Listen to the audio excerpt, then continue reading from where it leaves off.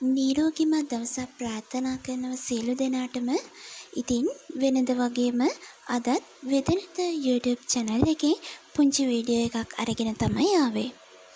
ඉතින් මං හිතනවා මේ වීඩියෝ එක ඔයාලට ගොඩක් වැදගත් වීඩියෝ එකක් වේවි කියලා. මං අද මේ වීඩියෝ හරහා ඔයාලව දැනුවත් කරන්නේ හිමොග්ලොබින් වැඩි කරන ආහාර වර්ග කිහිපයක් පිළිබඳව. ඉතින් අපි දැන් බලමු මොනවද මේ හිමොග්ලොබින් වැඩි කරන ආහාර වර්ග කියලා. මාළු, මස්, බිත්තර, පීකුදු, කිරි, මුරුංගා, රතු සහල්, වියලි මිදි,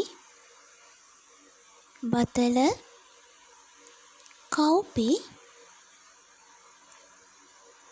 කඩල, නිවිති, දෙළුම්, මුගුණ වැන්න, ගොටුකොළ, එළවලු සුප්, කිරිමෝර මාළු, කොළ කැඳ. ඉතින් මම මේ සඳහන් කරපු ආහාර තමයි හිමොග්ලොබින් වැඩි කරන ආහාර විදියට අපිට සලකන්න පුළුවන්. ඔයාලා තව දන්න හිමොග්ලොබින් වැඩි කරන ආහාර තියෙනවා නම් කමෙන්ට් සෙක්ෂන් එකේ කමෙන්ට් එකක් දාගෙන යන්න.